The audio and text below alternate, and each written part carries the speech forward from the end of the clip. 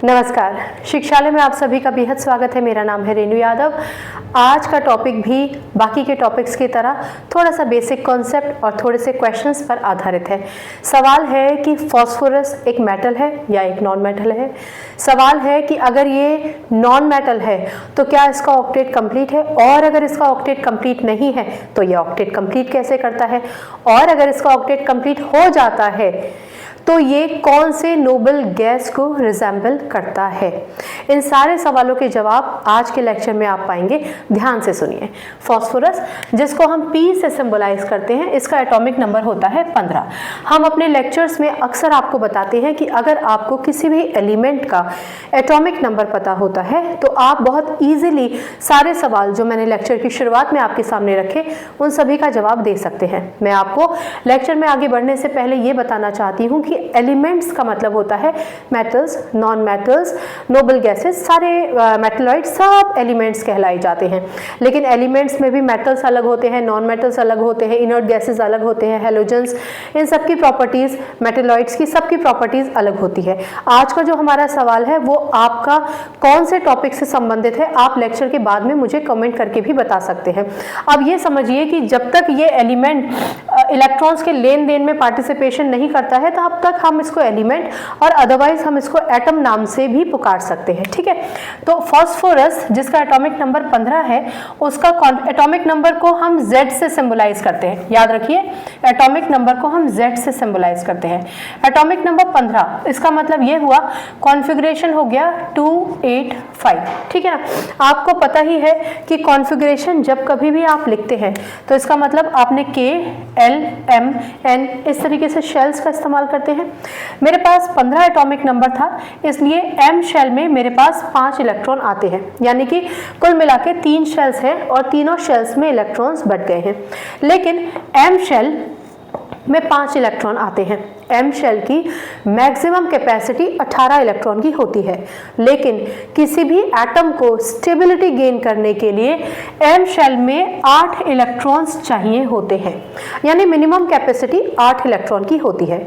मैं आपको ये याद दिलाना चाहती हूँ कि स्टेबिलिटी के लिए 8 इलेक्ट्रॉन्स की ज़रूरत होती है, लेकिन अगर 8 का आधा 4 इलेक्ट्रॉन किसी भी एटम के पास है तो उसके पास ये चांस रहता है कि वो इलेक्ट्रॉन शेयर करके अपने ऑक्टेट को कंप्लीट कर ले। पर अगर 4 से भी ज्यादा इलेक्ट्रॉन है, 5 है, 6 है या 7 है, इसका मतलब बहुत बुरी स्थिति में तो नहीं है भाई। 8 में स्टेबिलिटी है, 4 होता तो शेयर करता, लेकिन 4 से तो ज्यादा है। इसका मतलब ऐसी स्थिति में जब उसके आउटर मोस्ट शेल में 4 से ज्यादा इलेक्ट्रॉन हो, ये जो M शेल है ना, इसी को हम आउटर मोस्ट शेल या वैलेंस शेल कहेंगे, सबसे बाहर वाला शेल।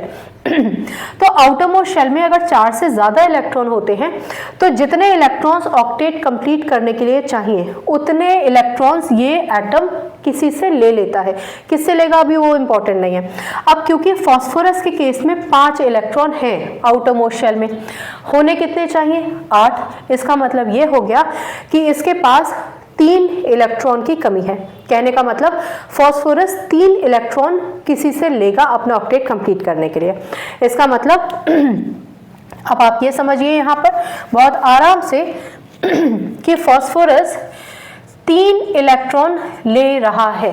अब इस चीज को समझिए, फास्फोरस, ठीक है, क्योंकि वो ले रहा है इसलिए हमने प्लस लगाया है। आप किसी से कुछ लेंगे तो अपने पास एडिशन कर रहे हैं ना आप उस चीज का, तो प्लस 3 का मतलब है क्योंकि भैया 5 थे, 8 होने के लिए 3 चाहिए थे, इसलिए 3। ये E इलेक्ट्रॉन को सिंबलाइज करता है, और छोटा सा नेगेटिव साइन अगर आप यहाँ देखते हैं तो वो बस ये दर्शाता है कि इलेक्ट्रॉन नेगेटिवली चार्ज्ड होते हैं। ठीक है, इसका प्लस या माइनस से कोई लेना देना नहीं है। आई होप इतना समझ गए होंगे। चलिए, क्योंकि फास्फोरस ने 3 इलेक्ट्रॉन लिए हैं इसलिए फास्फोरस पर 3 नेगेटिव चार्ज आ जाएगा। याद रखिए, यहाँ तक ये फास्फोरस एक एटम या एक एलिमेंट था, लेकिन यहां जाके अब ये एक आयन बन गया है। इस आयन को पर्टिकुलरली हम एनायन कहते हैं। पहले तो ये समझिए कि 3 नेगेटिव क्यों।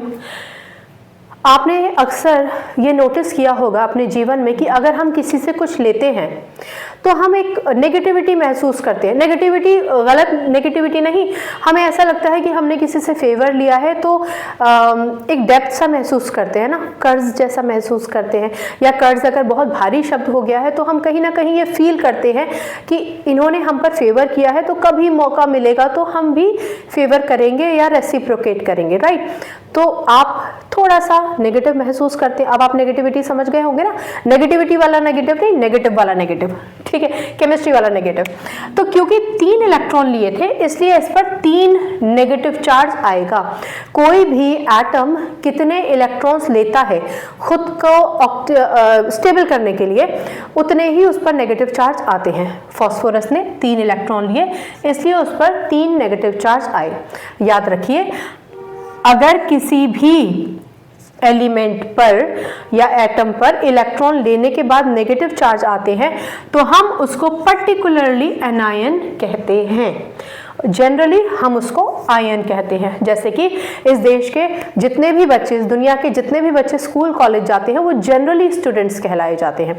ऐसे ही जिस पर भी साइन नेगेटिव हो या अगर किसी पे पॉजिटिव हो तो हम उसको जनरली आयन कहते हैं, लेकिन जिस पर नेगेटिव साइन हो उसको पर्टिकुलरली एनायन कहते हैं। पॉजिटिव चार्ज वालों को क्या कहते हैं? Cation, right. चलिए, आई होप इतना आपको समझ में आया होगा। अब फास्फोरस ने 3 इलेक्ट्रॉन ले लिए, इसका मतलब 5 उसके पास थे, 3 उसने ऐड कर लिए, तो टोटल हो गए उसके पास 8। ठीक, आपसे ये भी पूछा जा सकता है कि फास्फोरस आयन या फिर फास्फोरस इलेक्ट्रॉन लेने के बाद कौन से नोबल गैस को रिजेंबल करता है? तो जवाब होगा आर्गन, ठीक है ना।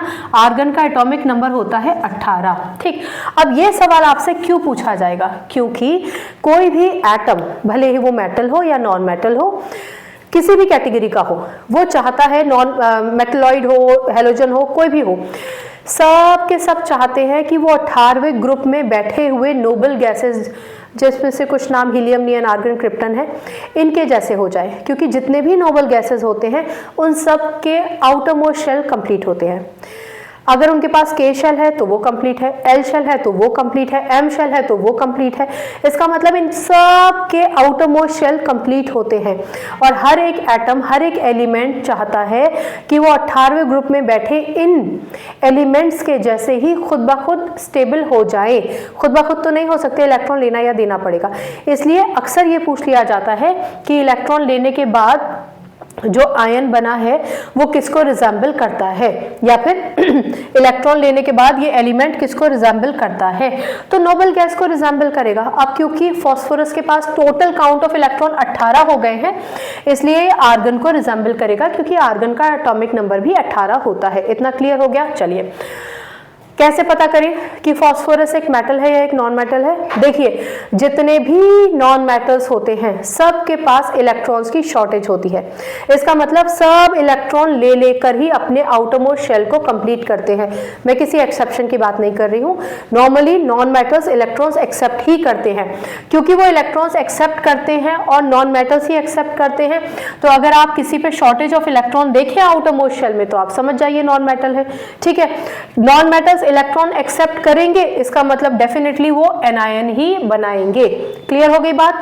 यहां पर लास्ट एक और चीज समझ लीजिए कि कोई भी नॉन मेटल इलेक्ट्रॉन लेता है स्टेबिलिटी के लिए। स्टेबिलिटी को ही हम कहते हैं आउटर मोस्ट शेल को कंप्लीट करना, इसी को हम कहते हैं कि वैलेंस शेल को कंप्लीट करना, इसी को हम कहते हैं कि ऑक्टेट कंप्लीट कर लेना, और इसी को हम कहते हैं कि नोबल गैस कॉन्फ़िगरेशन अटेन कर लेना। कुल मिलाकर इन चारों शब्दों में से कोई भी शब्द आपसे पूछ लिया जाए, उसका मतलब सिर्फ यही है कि एलिमेंट के पास जो भी आउटर मोस्ट शेल है उसमें स्टेबिलिटी गेन कर लेनी है। ठीक है, जाते जाते एक और चीज समझिए, K शेल की मैक्सिमम कैपेसिटी 2 ही होती है, L शेल की मैक्सिमम कैपेसिटी 8 ही होती है, लेकिन M, N, O जितने भी बाकी शेल्स हैं उनकी मैक्सिमम कैपेसिटी भले ही कितनी हो, मिनिमम 8 इलेक्ट्रॉन उन शेल्स के पास होने चाहिए स्टेबिलिटी के लिए। ठीक है, तो कोई भी एलिमेंट चाहता है कि वो 8 इलेक्ट्रॉन कैसे भी पाले, राइट। चलिए, तो ये थी एक छोटी सी कहानी फास्फोरस के बारे में, राइट। आपको एटॉमिक नंबर याद होना चाहिए, एटॉमिक नंबर से आप सब पता कर सकते हैं, मेटल है, नॉन मेटल है, इलेक्ट्रॉन लेगा, देगा, क्या करेगा। ठीक। ठीक हो गया। चलिए, आई होप इतना आपको समझ में आया होगा। जाते जाते मैं इन्फॉर्म करना चाहती हूँ कि वो बच्चे जो education subject MA education, BA education या UGC नेट या टेट CTET की तैयारी करने के लिए शिक्षालय पे लेक्चर देखते थे, अब हमने उनका एक सेपरेट लेक्चर बना दिया है, सेपरेट चैनल बना दिया है, जिसका नाम है शिक्षालय 2.0 एजुकेशन। यानी एजुकेशन वाले स्टूडेंट्स सेपरेट लेक्चर्स अपने उस यूट्यूब चैनल पर देख सकते हैं। और ये चैनल अब कंप्लीटली डेडिकेटेड है केमिस्ट्री और साइंस को। ठीक है, केमिस्ट्री वाले बच्चे याद रखिए कि हर एक चैप्टर की प्लेलिस्ट बनी हुई है डेडिकेटेड। आप उस प्लेलिस्ट में विजिट कीजिए और वो टॉपिक जिसमें आपको कठिनाई है वहां से समझ लीजिए। अगर फिर भी समझ में नहीं आता, अपने डाउट्स पूछिए, मैं आपको 110% आपके डाउट को क्लियर कर कर ही छोड़ूंगी। मैं ही नहीं, दुनिया के सारे टीचर्स चाहते हैं कि उनके स्टूडेंट्स के पास कोई डाउट ना हो, सब्जेक्ट एकदम क्लियर हो। और केमिस्ट्री तो है ही इतना अच्छा सुंदर सब्जेक्ट है ना। केमिस्ट्री से अपनी केमिस्ट्री अच्छी बनाइए, शिक्षालय आइए। अगली बार मिलने तक अपना ख्याल रखिए, खुश रहिए, सकारात्मक रहिए और आपकी जीत होगी, ये दृढ़ विश्वास अपने अंदर बनाए रखिए। नमस्कार, शुभ रात्रि।